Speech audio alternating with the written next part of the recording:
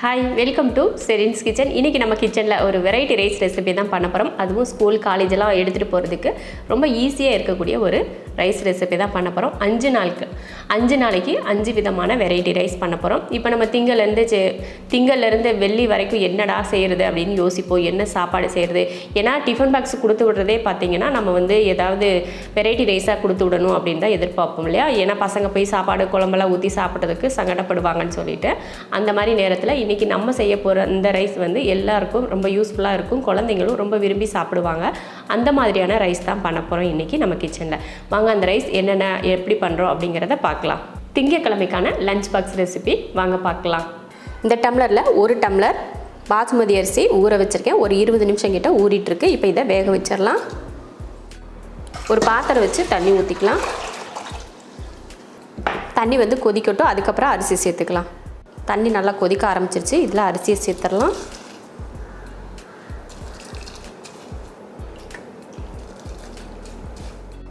தேவையான உப்பு. இப்போ இது நல்லா கொதித்து வேகட்டும். அதுக்கப்புறமா எடுத்து பார்த்துக்கலாம்.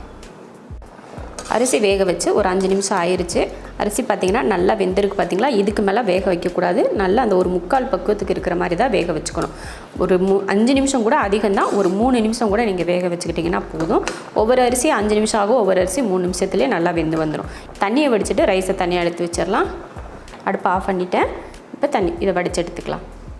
பார்த்திங்கன்னா ரைஸ் வடித்து எடுத்தாச்சு. இந்த மாதிரி ரைஸ் உதிரியாக இருக்கிற மாதிரி வடித்து எடுத்துக்கணும். நான் ஒரு 200 கிராம் அளவுக்கு வெண்டைக்காயை இந்த மாதிரி கட் பண்ணி எடுத்து வச்சுருக்கேன். முதல்ல நம்ம வெண்டைக்காயை வறுத்து எடுத்துக்கலாம். கடாய் வச்சு எண்ணெய் ஊற்றிக்கலாம். ஒரு 2 ஸ்பூன் அளவுக்கு எண்ணெய். இப்போ இதில் வெண்டைக்காய் போட்டு வதக்கி எடுத்துக்கலாம். வெண்டைக்காய் வச்சு என்ன ரெசிபி நம்ம பண்ணாலும் முதல்ல வெண்டைக்காயை தனியாக வறுத்து எடுத்துகிட்டு அதுக்கப்புறமா பண்ணுங்கள். ஏன்னா அதில் ரொம்ப வலுவலுப்பாக இருக்கும். அதுக்காக தான்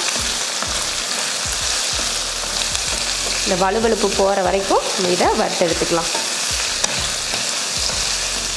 வெண்டைக்காய் ஓரளவுக்கு வதங்கினதுக்கப்புறம் கொஞ்சம் உப்பு சேர்த்துட்டு வறுத்தோன்னா வெண்டைக்காயில் நல்லா உப்பு பிடிக்கும் இல்லையா. அதுக்காக தான் கொஞ்சம் உப்பு சேர்த்துருக்கேன். நல்லா அந்த வலுவலுப்புலாம் போயிட்டு அந்த நூலாக வரல பார்த்திங்களா. இந்த மாதிரி தான் நம்ம வறுத்து எடுக்கணும். இப்போ எடுத்துடலாம். எண்ணெயை நல்லா வடிச்சிட்டு எடுத்துக்கிடுவோம்.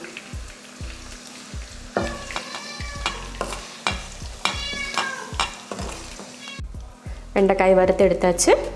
பாருங்கள், நம்ம ஊற்றின எண்ணெய் அப்படியே இருக்குது. அதில் 3 முட்டையை போட்டு அதையும் வறுத்துடலாம்.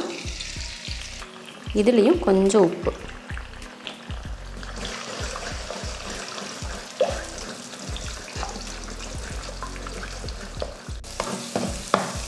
அவ்வளோதான், முட்டையும் வறுத்தாச்சு. எடுத்துடலாம். இப்போ அதே எண்ணெயில் ஒரு 5லேருந்து 6 போல் வெள்ளை பூண்டு இந்த மாதிரி சின்னதாக வெட்டியிருக்கேன், சேர்த்துக்கலாம். சேர்த்துட்டு வதக்கிடலாம். கொஞ்சமாக பூண்டு வதங்கினதுக்கப்புறமா பச்சை மிளகாய், ஒரு பெரிய வெங்காயம் இதையும் வதக்கிடுவோம்.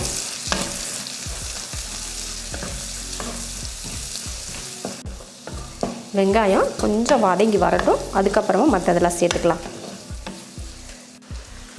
வெங்காயம் இந்த அளவுக்கு வதங்கினதுக்கப்புறம் ஒரு 1/4 ஸ்பூன் அளவுக்கு கரம் மசாலா, அதையும் அந்த எண்ணெயில் வதக்கி விட்டுறலாம்.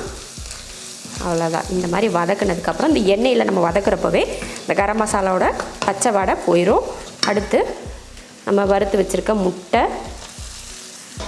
வெண்டைக்காய் இதை சேர்த்து ஒரு கலரு. ஆல்ரெடி இதில் உப்பெல்லாம் போட்டிருக்கோம். கடைசியில் பத்தலைனா மட்டும் நம்ம உப்பு சேர்த்துக்கிட்டா போதும். இப்போ நம்ம வேக வச்சு எடுத்துருக்க சாதம், 1/2 ஸ்பூன் அளவுக்கு மிளகுத்தூள், ஒரு கொத்து மல்லித்தலை.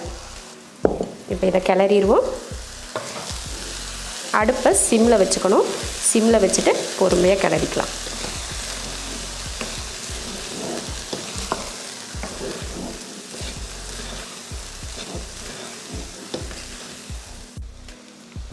உப்பு பத்தலை, மேலே கொஞ்சமாக உப்பு தூவிக்கலாம். தூவிட்டு இதையும் உப்பு போட்டதுக்கப்புறமா நல்லா கிளறி விட்டுருவோம். அவ்வளோதான், அருமையான வெண்டைக்காய் முட்டை சாதம் ரெடி ஆயிடுச்சு.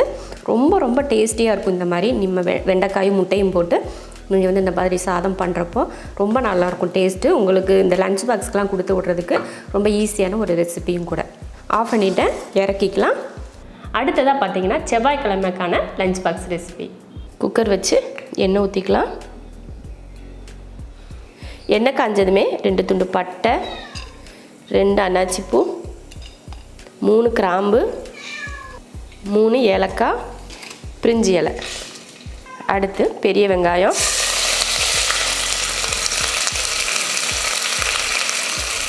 2 பச்சை மிளகாய்.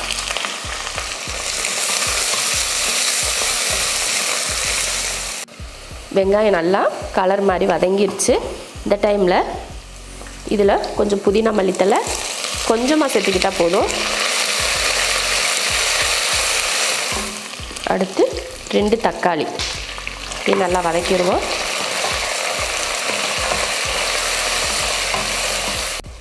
வெங்காயம் தக்காளி நல்லா வதங்கிடுச்சு.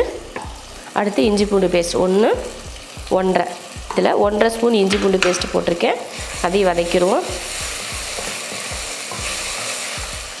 மிளகாத்தூள் ஒரு 1/2 ஸ்பூன் அளவுக்கு, காரத்தை பொறுத்து மிளகாத்தூள் சேர்த்துக்கலாம். 1/4 ஸ்பூன் அளவுக்கு கரம் மசாலா.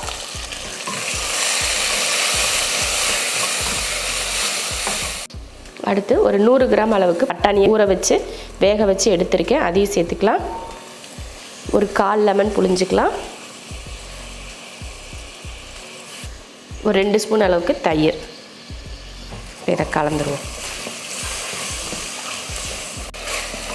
அவ்வளோதான். இப்போ நல்லா எல்லாத்தையும் நல்லா அந்த பச்சை வாடை போகிற வரைக்கும் வதக்கியாச்சு. இப்போ அரிசி சேர்த்துருவோம்.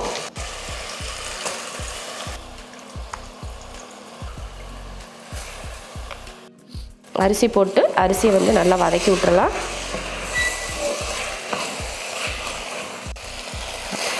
இந்த மாதிரி அந்த மசாலாவில் இந்த அரிசி போட்டு ஒரு 2 நிமிஷத்துக்கு நல்லா வதக்கி விட்டதுக்கப்புறமா தண்ணி சேர்த்துக்கலாம். இந்த டம்ளரில் சேர்க்குறேன் 1, 1.5 இதில் 1.5 படி அரிசிக்கு 1.5 படி தண்ணி சேர்த்துருக்கேன். தேவையான உப்பு. லைட்டாக கொதித்து வரட்டும், குக்கர் மூடி போட்டுக்கலாம்.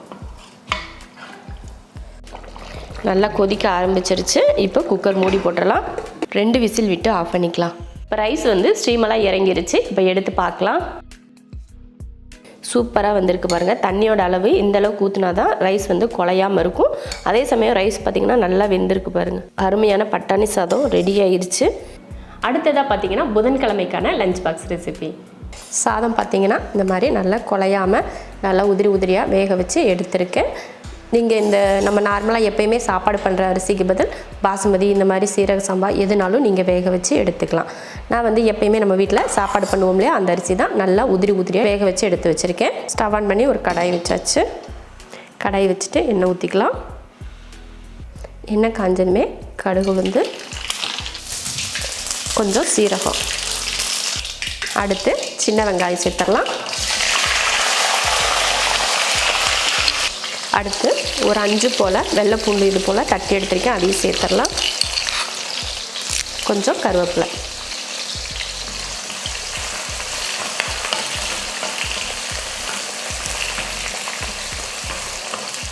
அடுத்து உருளைக்கிழங்கு சேர்த்துக்கலாம். நான் வந்து 2 உருளைக்கிழங்கை இந்த மாதிரி கொஞ்சம் பெரிய பீஸாக சதுரமாக வெட்டி எடுத்து வச்சுருக்கேன், இதே சேர்த்துடலாம்.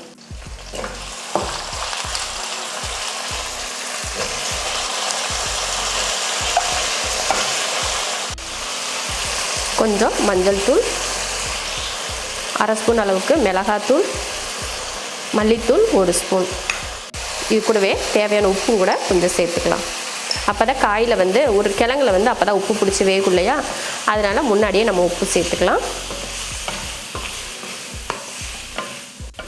இது வதங்கட்டும் நல்லா. இது கூட கொஞ்சம் தண்ணி சேர்த்துக்கலாம். சும்மா ஒரு 1/4 டம்ளர் அளவுக்கு சேர்த்துக்கிட்டால் போதும், அளவுக்கு அதிகமாக வேண்டாம். அவ்வளோதான், இந்த அளவுக்கு போதும் அந்த உருளைக்கிழங்கு வேகிறதுக்காக. அதே போல் குலைவாக வேக வச்சிடக்கூடாது. இப்போ இதை மூடி வச்சிடலாம். இந்த உருளைக்கிழங்கு வேகட்டும், அது வரைக்கும் மூடி வச்சிடலாம். உருளைக்கிழங்கு இந்த மாதிரி வதக்குறப்பவே நல்லா வெந்து வந்துடும். ரொம்ப குலைய விடக்கூடாதுன்னு சொன்னேன் இல்லையா, ரொம்பையும் குலைய விட்டுறக்கூடாது. இந்த மாதிரி நல்லா முழுசாக இருக்கணும். அப்போ தான் நம்ம சாதம் போட்டு கிளறப்போ நல்லாயிருக்கும் அந்த உருளைக்கிழங்கு பார்க்குறதுக்கு. அடுத்து இதில் ஒரே ஒரு தக்காளி சேர்த்துடலாம். ஒரு தக்காளி போதும். ஒரு மீடியம் சைஸ் தக்காளியாக ஒரு தக்காளி, அதையும் போட்டு கிளறிடலாம்.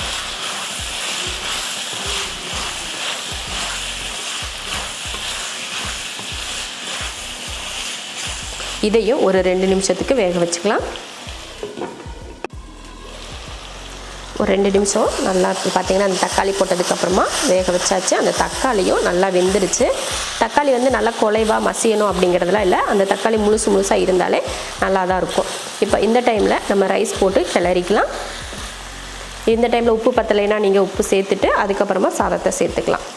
சாதம் போடுறதுக்கு முன்னாடி அடுப்பை வந்து சிம்மில் வச்சுட்டு சாதம் போட்டு கிளறிடலாம். இப்போ கிளறிடுவோம். இந்த மாதிரி சாதம் பண்ணுறப்போ நமக்கு வந்து சைடிஷ் எதுவுமே தேவைப்படாது. ஏன்னா அந்த உருளைக்கிழங்கு அப்புறம் அந்த முழுசாக போட்டிருக்க வெங்காயம் இதையே நம்ம சாதத்தோடு சேர்த்து சாப்பிட்றப்போ ருசி வந்து ரொம்ப சூப்பராக இருக்கும். அதே சமயம் சைடிஷும் தேவைப்படாது. லாஸ்ட்டாக கிளறப்ப கொஞ்சம் கருவேப்பிலையும் கொஞ்சம் மல்லித்தலையும் போட்டுட்டு இப்போ நல்லா கிளறி விட்டுருவோம்.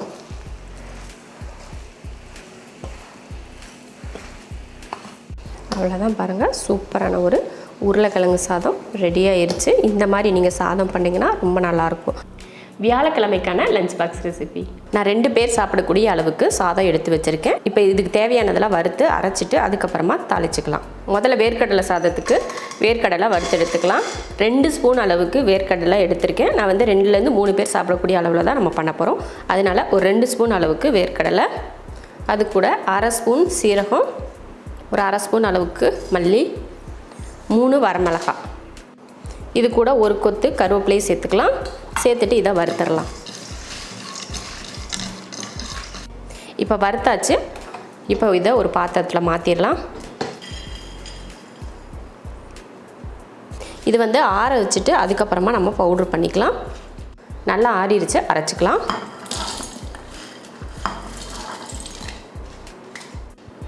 இப்போ இதை தண்ணி ஊற்றாமல் பவுட்ரு பண்ணி எடுத்துக்கலாம். இப்போ பவுடர் ரெடி ஆயிடுச்சு. இப்போ தாளித்து விட்டுறலாம். இப்போ ஸ்டவ் ஆன் பண்ணிவிட்டு கடாயில் எண்ணெய் ஊற்றிக்கலாம்.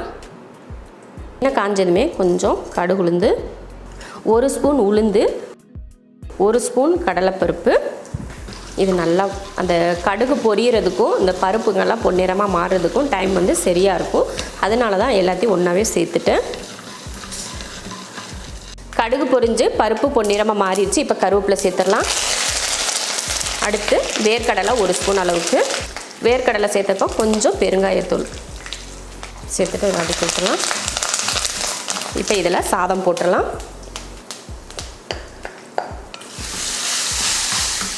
சாதம் போட்டதுக்கப்புறம் மேலே நம்ம பவுட்ரு பண்ணோம்லையே அதையே சேர்த்துடலாம். எல்லாத்தையுமே சேர்த்துக்கலாம். நம்ம மிளகாய் வந்து அரைச்சிருக்கோம் இல்லையா, அதில் இருக்க காரமே போதும். எக்ஸ்ட்ரா காரம்லாம் நம்ம போட தேவையில்லை. இல்லை உங்களுக்கு வரமிளகாய் இதில் கிள்ளி போடணும்னாலும் நீங்கள் கிள்ளி போட்டுக்கலாம். மேலே கொஞ்சம் உப்பு தூவிக்கோங்க. உப்பு போட்டதுக்கப்புறமா லைட்டாக கலந்து விட்ருக்கோம். முன்னாடியே நம்ம சாதத்தில் உப்பு போட்டு தான் வேக வச்சு எடுத்துருக்கோம். இருந்தாலும் பத்தாது இல்லையா, அதனால் மேலே கொஞ்சம் உப்பு போட்டு இப்போ கலந்து விட்டாச்சு. சூப்பரான ஒரு வேர்க்கடலை சாதம் ரெடி ஆயிடுச்சு பாருங்கள். இப்போ இறக்கி வச்சிடலாம். கடைசியாக வெள்ளிக்கிழமைக்கான லஞ்ச் பாக்ஸ் ரெசிபி. இந்த டம்ளரில் 1 டம்ளர் அரிசி, அடுத்து நம்ம கையில் எடுத்தோம்னா இந்த மாதிரி ஒரு கையளவுக்கு துவரம்பருப்பு அரிசி கூடயே சேர்த்துடலாம். கிராம் கணக்கில் போட்டிங்கன்னா ஒரு 50 கிராம் அளவுக்கு நீங்கள் சேர்த்துக்கிட்டிங்கன்னா போதும். இப்போ இந்த அரிசியும் பருப்பையும் கழுவிட்டு ஊற வச்சிடலாம். கழுவியாச்சு, தண்ணி ஊற்றி ஊற வச்சிடலாம். இது வந்து ஒரு 1/2 மணி நேரத்துக்கு ஊறட்டும். அதுக்கப்புறமா எடுத்து வேக வச்சுக்கலாம். அரிசி ஊற வச்சு 1/2 மணி நேரம் கிட்ட ஆயிடுச்சு. அரிசியும் பருப்பும் நல்லா ஊறிடுச்சு. பருப்பு கம்மியாக போட்டால் போதும், நிறைய பருப்பு சேர்க்கக்கூடாது. நம்ம கையில் இந்த மாதிரி ஒரு கை அளவுக்கு சேர்த்துக்கிட்டால் போதும். இப்போ இதை ஒரு குக்கரில் மாற்றி வேக வச்சிடலாம். இப்போ தண்ணி ஊற்றிக்கலாம். தண்ணியோட அளவு வந்து அதிகமாக சேர்க்கக்கூடாது. நம்ம எப்பயுமே நார்மலாக சாப்பாடுக்கு எப்படி எடுப்போமோ அதே போல். இதில் ஒரு டம்ளர் அரிசி போட்டோம் இல்லையா, அதில் 2 டம்ளர் தண்ணி கரெக்டான அளவாக சேர்த்துக்கோங்க. சாதம் வந்து உதிரியாக இருக்கணும். அதுக்காக தான் நம்ம தண்ணி வந்து கரெக்டாக அளவில் சேர்க்கணும் அப்படின்னு சொல்கிறேன். இது கூட கொஞ்சம் மஞ்சள் தூள், அடுத்து உப்பு. இப்போ குக்கர் மூடி போட்டுடலாம்.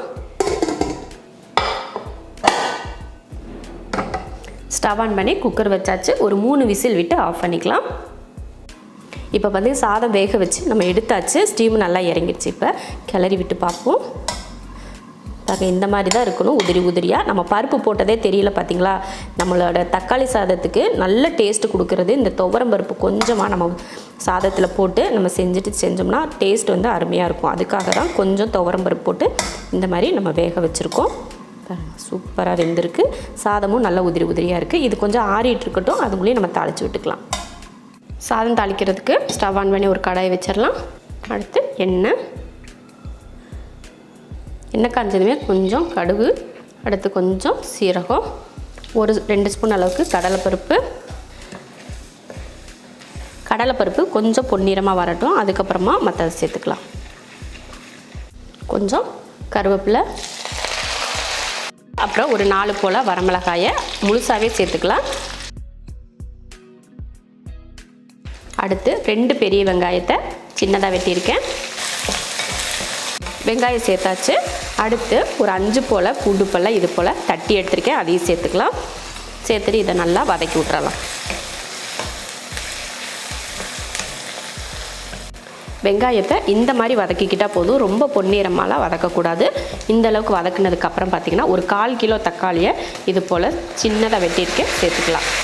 கொஞ்சம் மஞ்சள் தூள், மல்லித்தூள் 1 ஸ்பூன் மல்லித்தூள், 1 ஸ்பூன் மிளகாத்தூள், அடுத்து தேவையான உப்பு பழம் சேர்த்துச்சு நல்லா கலந்து விட்டுருவோம்.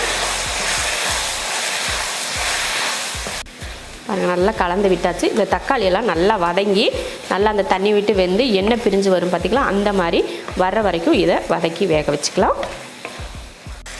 பாருங்கள், நல்லா தக்காளியெல்லாம் வதங்கி நல்லா எண்ணெய் பிரிஞ்சு வர ஆரம்பிச்சிருச்சு. இப்போ அடுப்பை சிம்மில் வச்சிடலாம். சிம்மில் வச்சுட்டு வேக வச்சு எடுத்துருக்கோம் இல்லையா சாதம், அதையே இதில் சேர்த்துடலாம்.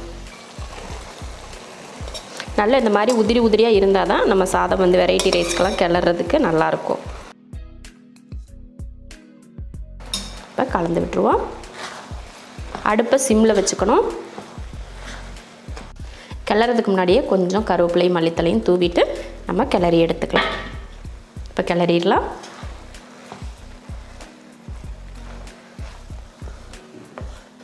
சூப்பரான ஒரு தக்காளி சாதம் ரெடி ஆயிடுச்சு. இப்போ அடுப்பை ஆஃப் பண்ணிக்கலாம். ரொம்ப அருமையாக இருக்கும். இந்த மாதிரி கொஞ்சம் பருப்பு நம்ம செய்கிற சாதத்தில் கொஞ்சம் நீங்கள் பருப்பு போட்டுட்டு நீங்கள் சாதம் வேக வச்சுட்டு இந்த மாதிரி தாளிச்சிங்கன்னா ரொம்ப அருமையாக இருக்கும். பொதுவாகவே எல்லாருமே தக்காளி சாதம்னா ரொம்ப விரும்பி சாப்பிடுவீங்க. அதே சமயம் இந்த மாதிரி கொஞ்சம் டிஃப்ரெண்ட்டான ஒரு டேஸ்ட்டில் செஞ்சிங்கனாலும் ரொம்ப அருமையாக இருக்கும். எல்லோரும் விரும்பி சாப்பிடுவாங்க. 5 நாளைக்கும் 5 விதமான ரைஸ் செஞ்சுட்டோம். இதே போல் நீங்களும் 5 நாளைக்கு வெரைட்டி ரைஸ் இது போல் லஞ்சுக்கு செஞ்சு கொடுத்து அனுப்புங்க. குழந்தைங்களும் சரி பெரியவங்களையும் சரி ரொம்ப விரும்பி சாப்பிடுவாங்க. உங்களுக்கும் வேலை ரொம்ப ஈஸியாக முடியும். இதே போல் செஞ்சு பார்த்துட்டு எப்படி இருக்குன்னு சொல்லிட்டு கமெண்ட்டில் சொல்லுங்கள்.